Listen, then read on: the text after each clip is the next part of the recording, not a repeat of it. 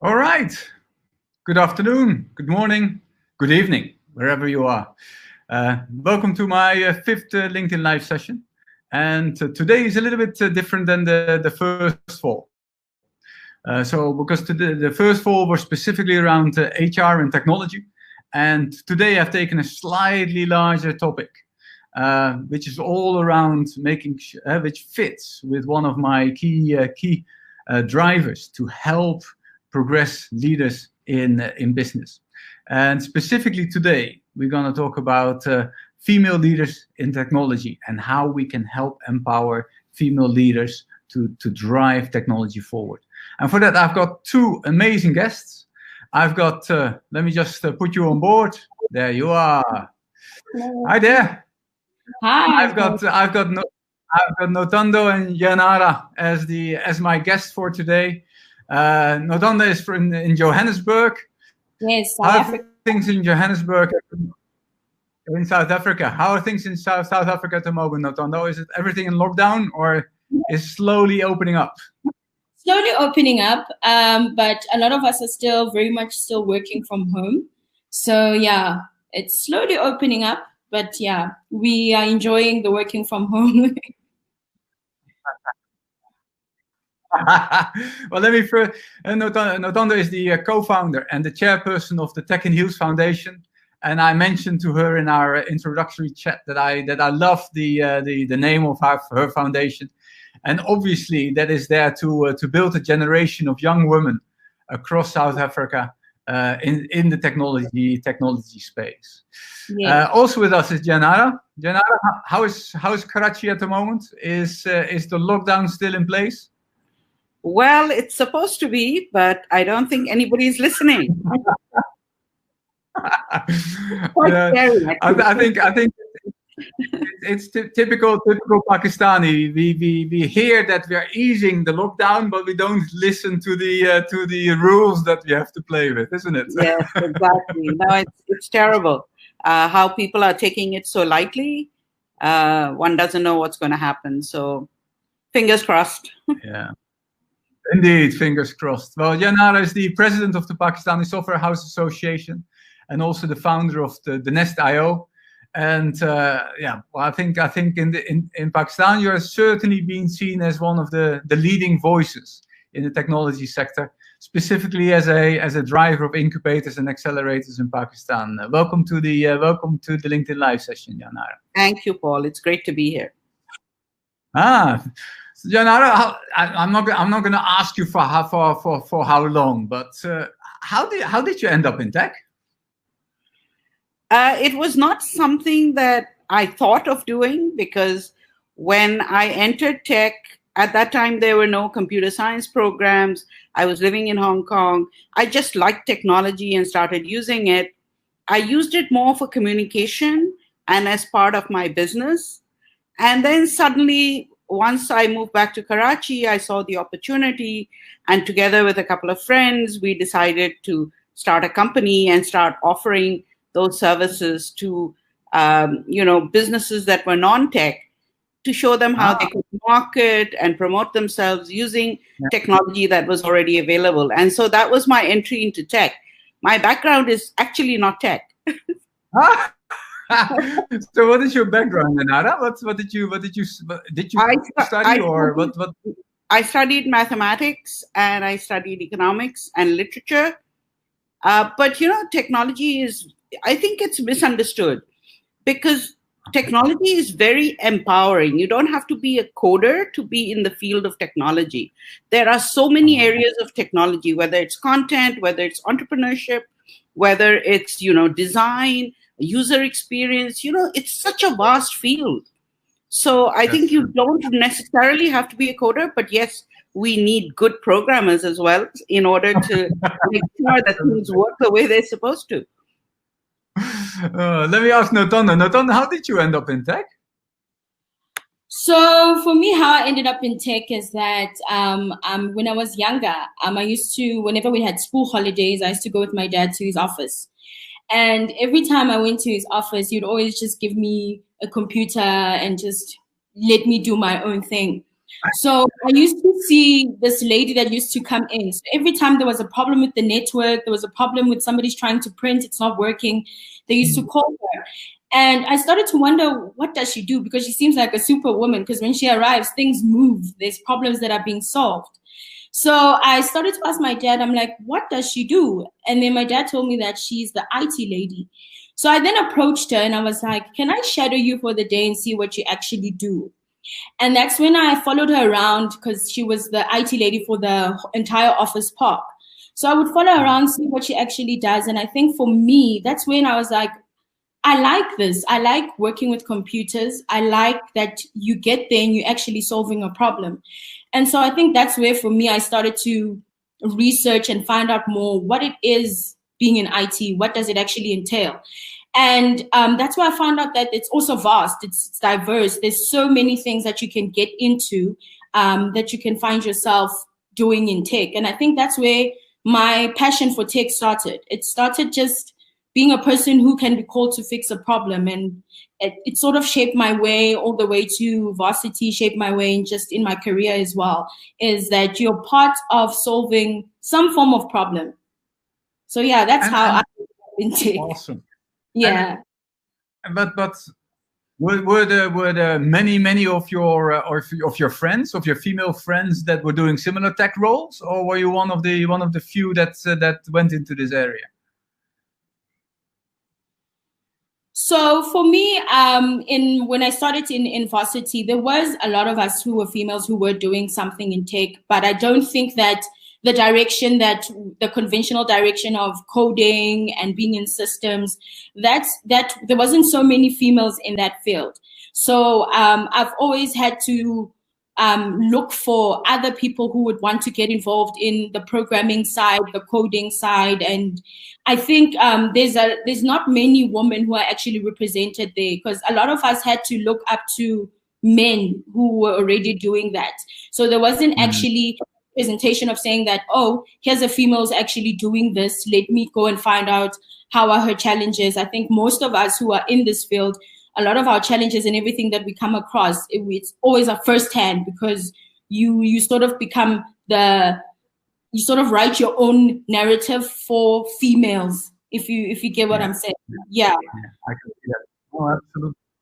But for you, Janara, what has been your biggest challenge, or what do you see for many other females that are entering the technology space? What do you see as the biggest challenge of having a career in technology?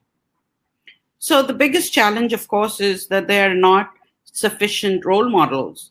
So, so it's very difficult to see whether this is a career they should take. There's also people at university, professors, many of them, who are actually going out and discouraging women from taking up technology as a subject, because they say, you will never, do anything in the professional field. You're just wasting our time. And this is something I've heard from many young women who are studying in the technology field, that, look, we're not encouraged, we're not given really good research projects to do, we're not given as much time as our male colleagues are. And then when they go into the technology field, many of the companies are not paying them as much as they are paying male colleagues. They are not taking them as seriously. They're not offering them the kind of training and development that they are offering to the men. And I'm not saying that they should ignore the men. I think it should be very balanced. And I think it should be according to the talents of the individual. So many of the young girls feel that they are not getting the kind of opportunities that they should be getting, because some of them feel that they are much more talented than their male colleagues. But it is often assumed, Paul, just let me finish this thread, that if you're a woman, you will not want to travel, that your family would not allow you to do it. Nobody is asked, hey, do you want to? It's assumed that because you're a woman living in Pakistan, you must be conservative and you will not want that opportunity. I think one should never assume. One should never assume. Ask, don't assume is the yeah. Go on, Natanda. Now, if I can add to what Jenna said, sometimes if you break through and you find yourself in actually a role where you're working with the men, sometimes you sort of given the to support what the men are actually doing. Your voice is not heard in a lot of these problems. So a lot of the times you've got the skills, you've got the confidence, but when you have to chime in on projects, you have to chime in and actually bring about your skills. They're sometimes questioned. And we always sort of have to play the submissive role because that's how we are seen as women. We need to be submissive. And a lot of the times you have to learn how to be firm. And sometimes if you're too firm, it's you're labeled as something else. So our standards that we are held against are always different because I've had challenges where I've been on projects and I've had males who were below me, but they were always held at a higher rank than me. You know, if, for example, I was working with a director and the director's PA is not there and it's just males and I'm the only female, it'd be like, Nothando, take notes. And this is somebody who is you're part of the project, you're a lead on that project, but because I'm the only woman there, then I need to take the notes. So a lot of times it's also trying to not say it's trying to say respect who I am because I'm here based on merit and I know what I'm doing. I have the skills. But I think sometimes we have to always fight that women need to know their roles. And I think that it really has because we feel that if this is the environment that I'm in, how will I thrive if I have to constantly be fighting stereotypes when I also need to be actually focusing on the work? So, but neither of you seem to me as very submissive types. So I presume that. Actually, I'm very submissive. I'm a very shy person. I'm introvert, Paul. But you know, you have to build this confidence within yourself, so that to the outside world you look more confident than you actually are. Because if you don't do it, nobody else is going to do it for you. So a lot of people think that, you know, we're very aggressive and very confident women. And yes, we are confident in our ability and in our role, but very often we are unsure of how the world is going to treat us. Yeah. And so we have to look more powerful, more confident, so as to, you know, negate that part of the world that we're going to come across. Yeah. So I don't know about Nothanda, but, you know, she seems confident. I don't know if she's submissive or an introvert, but I certainly am. And I know it doesn't come across like that, but that's who it is. I'm definitely an introvert, but I think the industry has made me a little bit firmer and a little bit harder because it's always based on trial and error, where when you come in and you're sort of reserved, then you're taken for granted, right? So as the experiences that have shaped me made me be confident, because I knew that in order to actually earn my place, I need my voice to be heard. And sometimes it's coming across as being aggressive, whereas my male counterparts, they would say they are confident but I'm aggressive, you know. So I'm okay with being labeled as aggressive if that means I need to represent something that someone else can look at and be like, you know what? Maybe I need to be confident like that in order to actually get my place and be given the merit that I deserve. Yeah. Okay. How different do you think is it in tech versus other functions? Because some of the things, of course, that you've mentioned, I'm sure female professionals will see it in other functions as well. The pay inequality, the different standards to which you're being held account for. Is it more pronounced in the technology sphere, or is it very similar in your view? So I think, so I think as we are growing up, very often our parents, grandparents, family, friends have all sort of boxed us into, you know, these fields are better for women. So healthcare, education, art, things like that. And science and technology is basically more they say it's more conducive for men. And so you grow up feeling that way. Although my parents didn't do that, but I know most parents feel that this is more, this is better for girls. Yeah. So when you grow up thinking that, it's more of a fight to get into a technology career. And as I said, there are not enough role models. You don't know whether you're doing the right thing. You're not getting the right mentoring and advice through your college years or your university years. And you don't know if, in fact, technology is the field you want to be. You don't want to be seen as a geek, those kind of things. It's looked at as being not a girl's career. Yeah. And that's why I think it's harder. And also, when you get into the professional field, there are not enough women team leads, not enough women in management, in leadership. So you don't have people to look up to or go to for advice. So I think that's where the problem is. Because in healthcare, you see there are a lot more women. Now in media, there are a lot of women. In education, there are a lot of women. So that problem doesn't arise as much, although there are still a lot of issues. But in tech, I think, and in STEM fields, it is a lot more. So what is the status of women in tech in South Africa and or in Pakistan? Natando, what is the percentage of females in the technology space? So there's about 23% of women who are actually in tech here in South Africa. And of that 23%, a very small margin actually hold like leadership roles and decision-making roles. And so it's very misrepresented. Like there's not enough inclusivity of women, right?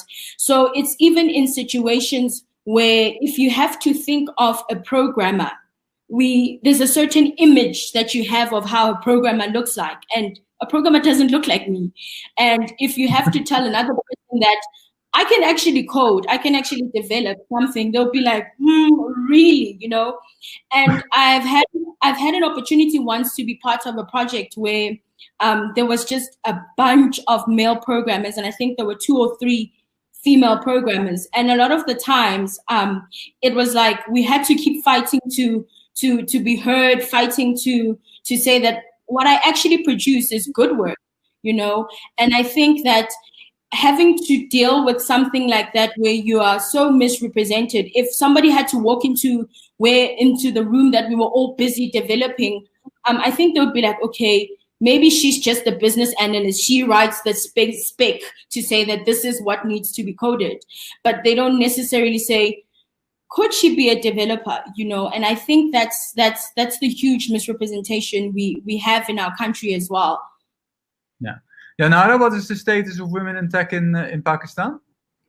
It's not good. So we have maybe 15 to 18% women in tech, and that's a very, very small number. And there are even less in senior positions. Most of the women in tech companies are in the UX, UI, maybe HR, design, but not enough in programming. And I think there are multiple reasons for that, because companies are not prepared to make the adjustments that are necessary to keep their female programmers or software engineers within the companies for a longer period. First of all, they are hesitant to employ them because they feel, these women will leave, they will get married. If they're young women, they will get married, they will have families, so they will not be as loyal to the company. Better to employ a man.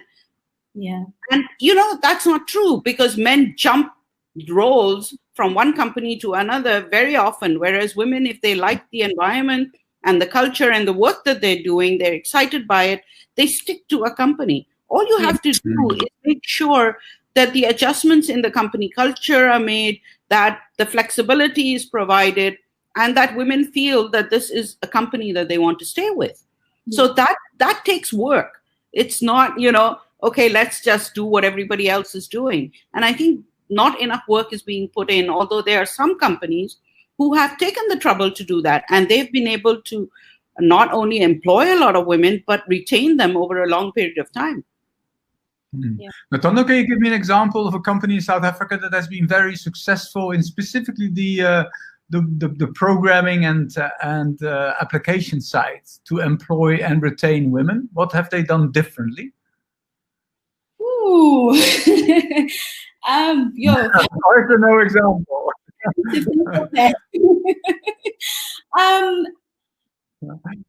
It's quite difficult because I think a lot of the companies in South Africa, what they're doing right now is that they're trying to change infrastructure to include more technology and to start catering to the more fourth industrial revolution type of technologies. And I think that there's a lot of focus in that, but not so much focus in the changing of the different types of policies that will actually empower women.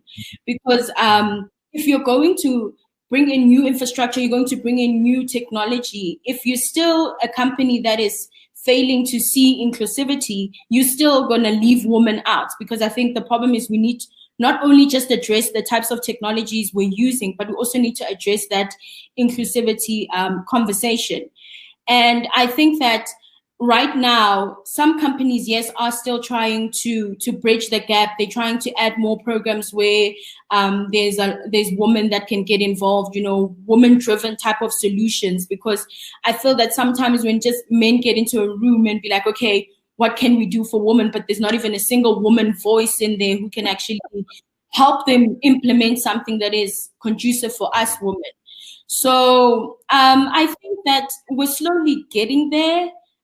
Because we are actually starting to have the conversations, but a lot of them, like these type of conversations, are held because women themselves are actually now starting to stand up because they see that, okay, we can't just leave everything to the men to decide that now we need to include women, but now there's also women who are actively out there making these conversations, which now land in the right decision makers. If you know what I mean, they land in the right rooms that can actually start being discussed, so that when actually we're starting to look at how can we change the face of tech, they can now start including those cries that we women have to say that, for example, I've been interviewed and a lot of times I get asked, do I have a family and what's the status of, am I thinking of having children? And I don't know if those are conversations that men actually get asked. And No, most they don't. I promise you they don't. So when I get asked that, sometimes, I'm like, okay, do I have to answer that? Because I feel that if I'm here, you able to ask me what are my skills, what can I bring to the table? That's what's important. Whether I have a child running and causing chaos, that's my problem. But what's important is the skills and what I bring to the table. And I think that if we can do away with a lot of those type of questions where we ask women, will they have enough time to put in late hours, and will we have enough time if we've got kids? And I think those type of conversations, men need to stop asking us that. If we're in this field, we already know what we need to do our best. And I think women are such superheroes, There's no need to ask me if I have a partner and if my partner gets sick, will I take sick leave and all of that. I mean, hire me based on what I can bring to the table. Everything else, trust me, I can handle it. Yeah. Absolutely. Yay, absolutely. Janara, you do a lot of incubators. I presume that is also specifically around young people coming directly from university. Do you see a different mindset there, and do you see more females there coming through the ranks than in the traditional software houses? So I've seen some changes in software companies now. There are even companies that are working in the areas of game development where I see an equal number of women being employed, which was never the case before. And in product companies where they see that many of the product development team leads are women. So this is beginning to happen. And as it happens more and more, those women then employ other women who are software engineers. And so that is making things a little better. As far as incubators and accelerators are concerned, my experience is that when I started the Nest.io 5 years ago, just over 5 years ago, in our first cohort, we only had one woman-led company, and that upset me a great deal because I said, hey, where are all the women? Knowing how many talented women existed. And so I went out to the universities, I went out to all the events that were taking place, and I spoke about this. And now, ever since the third cohort or so, we've had at least 40-50% women, sometimes even more. So that has improved because women have been asked, hey, why aren't you starting companies? If you start companies, maybe the culture in those companies, the ability for more women to join will be higher. You will not be dependent on companies that have been set up by men, although you should also be a part of those companies. But you should also start your own. So I've seen that happen. And Paul, actually, many of these founders, some of them are coming direct from universities, but some of them are leaving professions and are maturer. So they're in their early 30s and they're coming and starting companies. So we see some of that happening as well. And young women, especially. Sorry, do you have any indication in terms of success ratio between female-led incubators and male-led incubators? So I think there is no difference. It depends on the talent of the individual. I have not seen it divided by gender. I've seen some really super talented men and some really amazing women who have started companies. What we help them and what we help them with and how we facilitate them, how we connect them to the right mentors and the resources we provide them, then results in whether they are successful or not. And of course, on the idea, the market, the product market fit, everything has a role to play. But I don't think it has to do with gender at all. I never have thought that. Thank you. Yeah. Thank you. You just answered the question of Kessa Nassim, who asked whether there's been a difference from now and 10 years ago. And I clearly hear that there has been a difference over the last 10 years, Yanara. Is that correct? Absolutely. Let me ask Notondo that question. Have you seen... Sorry, let me ask Notondo that question in terms of South Africa. Have you seen any movement, Notondo, in terms of the ability, the empowerment of females and female leaders in technology in South Africa? Yeah, I think when I have to look back, when I got intrigued about the tech industry, the type of role models that I was looking at were mostly males. So I think now there is a lot more women who have actually stood up and have either started their own tech businesses or even women who have been put in leadership positions as well. Even though it is a small minority, they still, at least there's something that you can say that something is being done. I do see women who are leading. I do see some women startup companies. So it's definitely changed, and it's based on women actually taking the stand and standing up for what they believe in. So there's definitely a huge difference. There's a lot more right now that if, for example, my niece were to search and see in my country who's in tech, a female in tech, she has a better representation versus when I was starting out. So definitely. Yeah.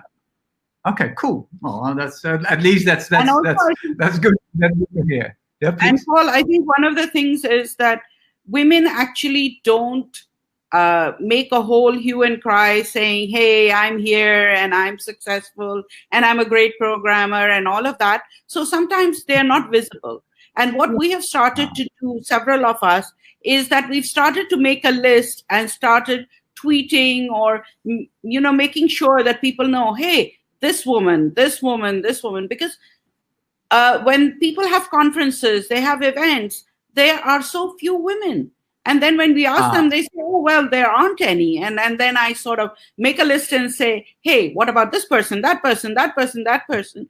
Then they're embarrassed. And there are several people who are doing this now, putting together a list of women in every field who are available to speak, to participate, and all of that. And I think that is making a difference because women are not concerned about the publicity. They are concerned about their work and the problems that they are solving. So I think that is another reason that women are sort of sometimes seen to be invisible. Yeah. It's just a thought, because there is of course an opportunity to have for a female coder or a female graphics designer, etc., to grow into a leadership role. you don't have the specific coding background, Janara. Is it possible to bring in female leaders from other functions and actually make sure that and appoint them as CIO or CTO in order for them to drive that transition? Is that possible? So not as CIOs and CTOs, because they would have to know enough about technology to be able to guide or supervise teams, right? But yes, in leadership positions, like I was CEO of a tech company myself, and the only reason I knew about tech was because I started experimenting with coding. I liked coding. I just didn't have a career in it. And I also understood what technology was able to do. So nobody could sort of say, oh, no, but this can't be done because it's just not technically possible.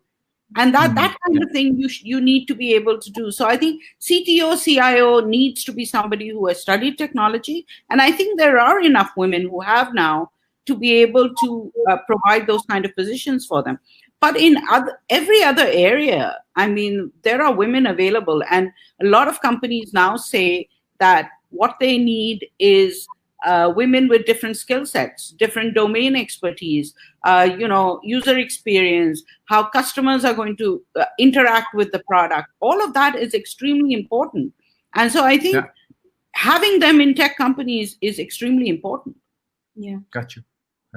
Can I've read some research there. There's quite a bit of research being done, of course, similarly on the diversity and inclusion bits around females in technology. PwC did some research that less than 25% of women in tech are only 25%. They suggested 4 actions, and I'm going to ask you, if you have to choose one of those 4, which one do you think tech companies should focus on? So the first one is, they said that the tech companies should take a much greater role in making technology and coding interesting for women. Second one is to give them access to technology careers. Third one is around role models. And the fourth one is around inclusive workspaces, whether it's to do with bias, whether it's to do with some of the mindset elements that we've mentioned, and the inclusion part in the workspace. If you have to pick one out of 4, and obviously you say all 4 would be good, but if it was up to you, which one would you select? So all 4 would be good. You're right, but I would select inclusivity and making sure that workspaces, because everything else women are able to do themselves. It's just that they need to make sure that there is no bias in the workplace. Yeah. And if that happens, you will see so many more women actually opting for tech careers and staying in those kind of companies where biases don't exist. Yeah. Okay. Yeah. Natanda, what is your view? I totally agree, because if you create an inclusive space, all the other areas that you've listed will become automatic. If you make the space inclusive, you'll create careers that women can actually occupy in tech. And if you create those spaces, you're also able to get more women involved, hence having the role models there.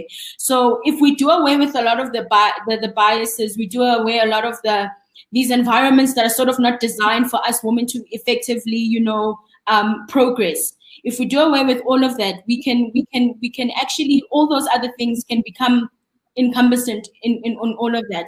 So it's first dealing with the environments, it's dealing with all those biases, and then everything else can fall into place. Yeah, I got you. But those biases, those are probably also the most difficult to address, isn't it? At least in my experience, being in HR for so long, that mindset and those biases is probably the most difficult one to resolve. Yeah. And certainly, if you get 10 guys in the room and you ask them to have a female coder amongst them, it's not going to work just like that, is it? So what advice could you give to my tech development team in order to be much more receptive and embracing their female colleagues in their teams? So Natando, let me start with you. Okay. Start. Sorry, Anara. No.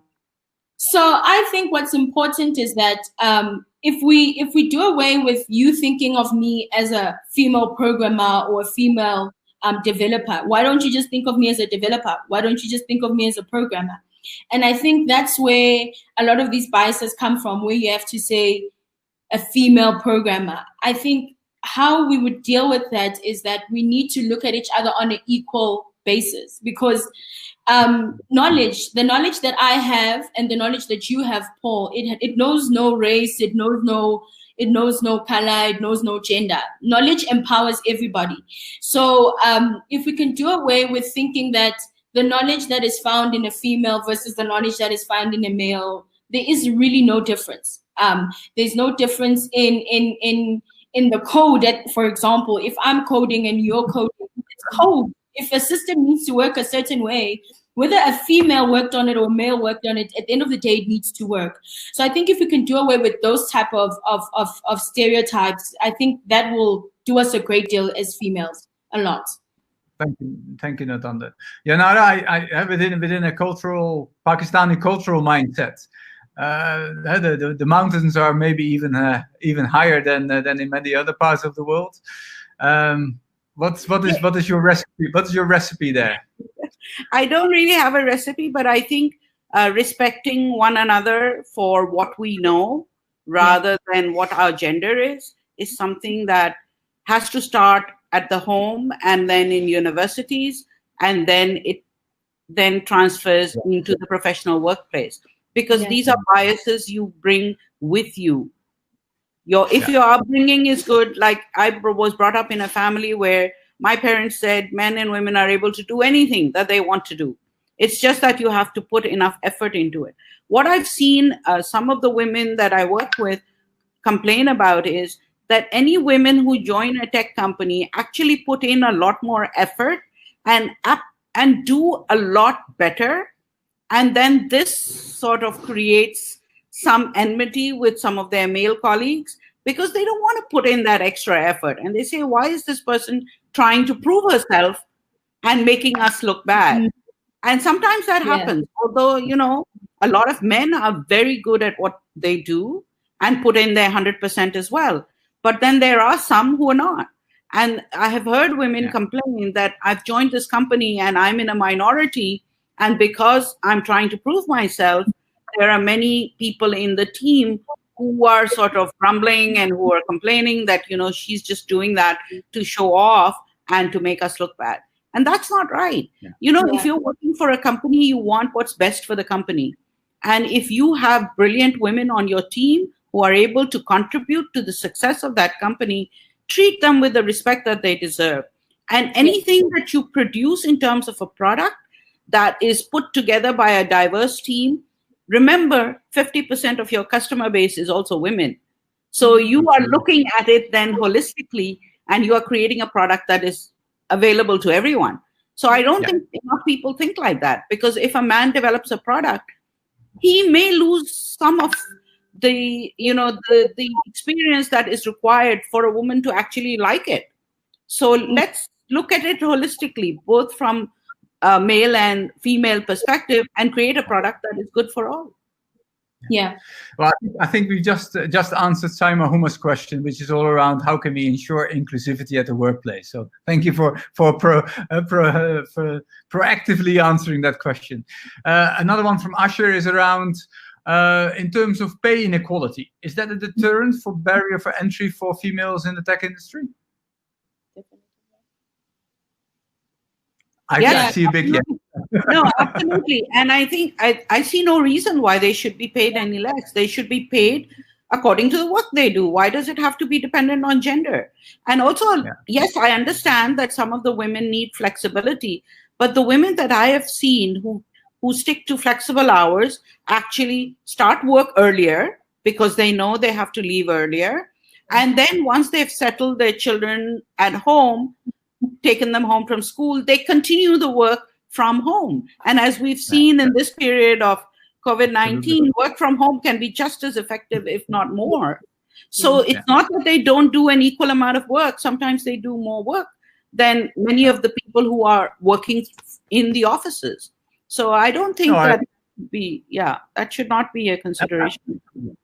Absolutely. The COVID has shown that work from home is actually, has shown that flexibility is no excuse. It's all about deliverables, correct?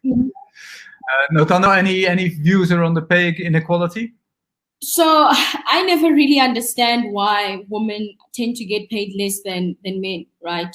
Um, and I remember reading an article saying about women get paid. If a woman is doing the very same thing that a male's doing, you'll find that a male gets actually paid 20% more. And I don't know if it's an issue in HR or where that actually comes from. I think it's really a deterrent, because if I'm in a specific role and I do the very same thing or even do more as a male, I don't understand why I should be paid less, because sometimes, as Janara is saying, we do more sometimes. Some of us like flexibility of coming in early and having to leave early and even continuing to do the work after that. So it's definitely something that I think globally it just needs to change, because it's a huge confidence blocker, if you know what I'm trying to say. Because if I'm doing the very same thing as my male counterpart, but I'm getting paid less for it, I think it really creates that uncomfortable situation where we as women sometimes need to constantly be playing catch up. I need to change jobs to try and jump my salary to move it to a certain amount. And when you get there, you find that, okay, I'm still being paid less. And, it's like we're constantly trying to play catch up. And it's really difficult. So it's definitely a problem that needs to be addressed globally. And the excuse that you don't need as much money as men do is, I think that's rubbish. That is such rubbish. No, especially because some of them will be like, but you have a partner, they'll cover the rest.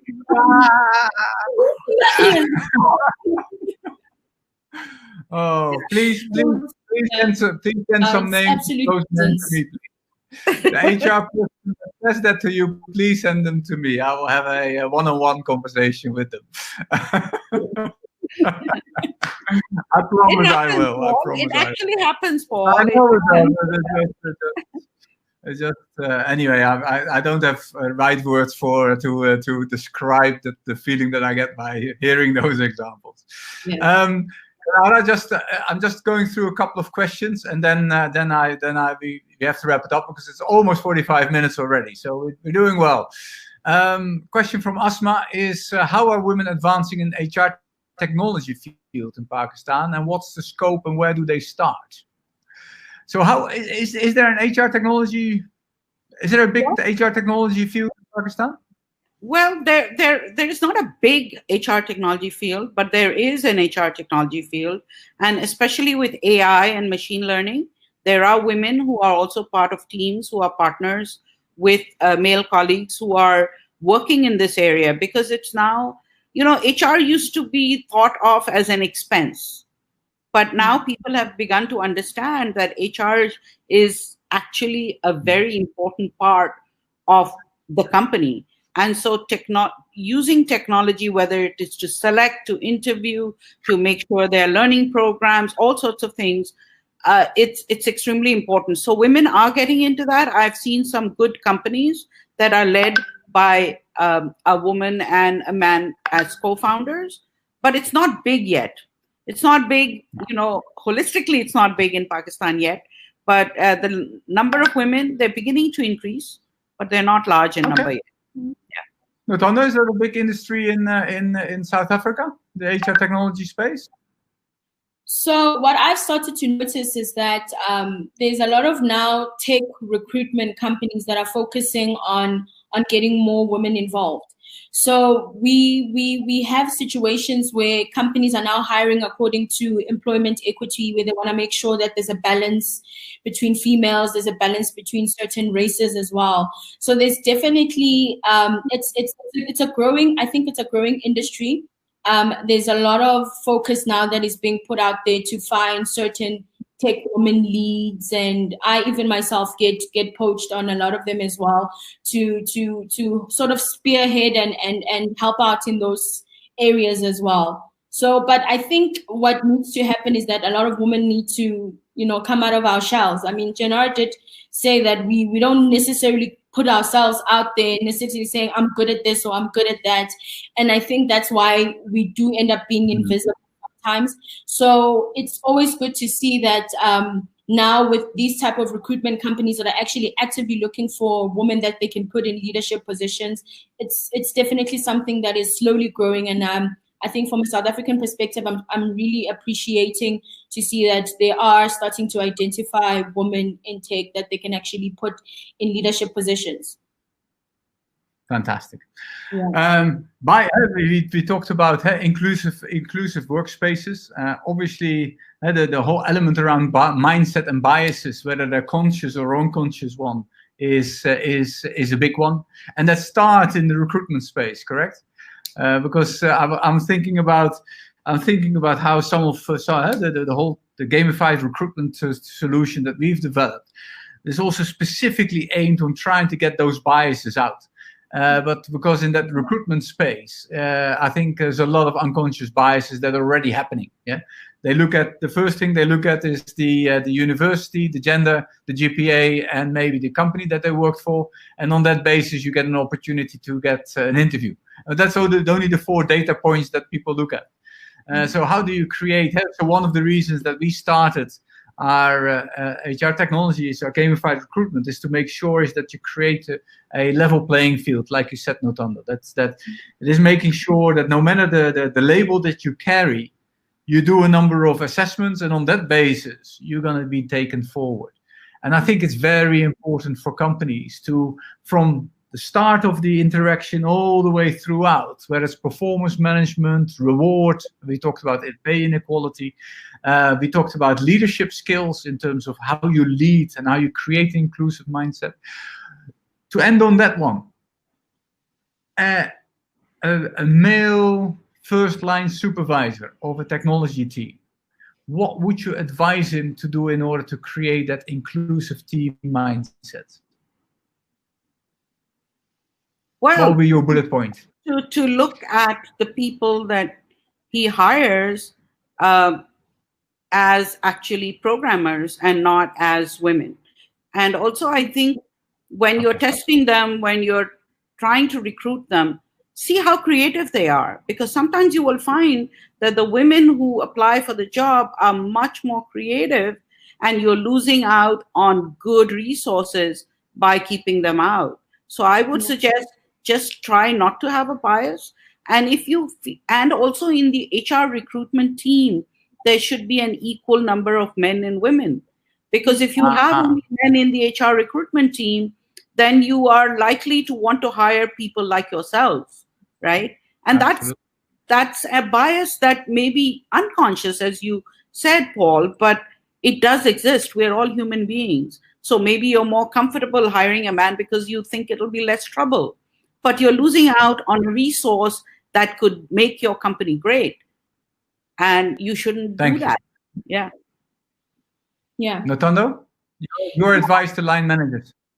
My advice to line managers is that just because they want to empower us as women, they mustn't just hire us because they're trying to fill a space as well. Because I see that a lot where they're like, okay, in the team, we need a woman because we don't want to seem like we're biased. But then when the woman gets onto the team, you become the puppet master at the back, controlling the moves as well. So if line managers can hire us for our creativity, for our skills, and for our merit, that is a good step for us, because you don't want to be hired and someone says, okay, you're going to lead this specific team, but in the background, they're the ones puppet master, they're the ones who are stringing all the decisions. And you tend to then ask yourself, okay, then why was I hired? Was I just hired to fill in a quota? So I think if we can just genuinely hire women because they are creative, because it's of the great things that I can do and what I can actually bring onto the table, that is a good step into us actually having these inclusive workspaces. In fact, it's disrespectful to hire them because you're trying to fulfill a balance. Yeah. I don't want to be hired because you want a token woman on your team, right? So I want to be hired because I am the right person for the job. Definitely. So Notando, what's next for Tech in Heels? What is the inspiration? So for Tech in Heels, it was more of trying to create a space for where we can help young girls be better equipped for the fourth industrial revolution. That's helping them with digital skills, and also having a softer side of having female mentors and coaching, so that we can actually not just only focus on the digital side of equipping women, but also having a safe space for women as well. Because we share the same amount of experiences, and how we've dealt with them. Sometimes we need to be able to have that space where we can actually talk about it freely and not be judged and not be deemed as bitter women or whatever the situation is. So it was more important to not just create a space where we can help each other share our experiences in terms of the types of skills that we have, but also to create a sisterhood, a sisterhood where we can get together and share one's experiences, help build each other. Because sometimes we do have women who are in the industry who have broken, the ceilings of the glass ceilings, and sometimes you just want to know that how were you able to get through that. And because we don't necessarily have a platform to do that, it was very important for me to have a space where women can actually have a platform to know that type of experience that other women have. Yeah. Well, I wish you tremendous amount of success in doing that, Nothando. Janara, what is next for female incubators in the nest? Oh, I think they are going to take over the universe as far as I can see. They are, some of our alumni are actually creating their own opportunities for other women who haven't started companies of their own. And so you see that whatever you are giving them, they are trying to pay back by creating those kind of spaces themselves, or opportunities, not necessarily spaces. Because now with COVID, I think spaces are not what we should be talking about, but we should be talking about opportunities, the linkages, the mentoring. And I see them. They are giving back as much as they have received, sometimes even more. So they are super women, and it's important, because if younger women don't take over, then there is limited time for people like me who've been around to continue to contribute. It's these younger women who have fresh ideas, who have capabilities, who are able to do this. If all we do is support what they're doing and let them do it, it's going to change Pakistan from what it is today. It's getting better all the time, and I love this country, but there are problems that we have identified, and those problems need to be tackled so that all of Pakistan can grow together. Awesome. Well, I would like to thank you for sharing that I have the opportunity with two superwomen to share this platform. Thank you very much. It is my duty now to make sure is that I get more. I've already told my head of product and the developer to get more females in his team, and through my recruitment tool that I get that bias out of the pre-selection of the applicants. So I'll do my very little bit, but I'm counting on these two super women to really change the female leaders in tech landscape. Thank you very much for joining, and fantastic. Nice Nothando. Let's keep in touch. Yes, definitely, Janara. Yeah. Thank you, Paul. All right. Cheers, guys. Bye-bye. Bye. Bye.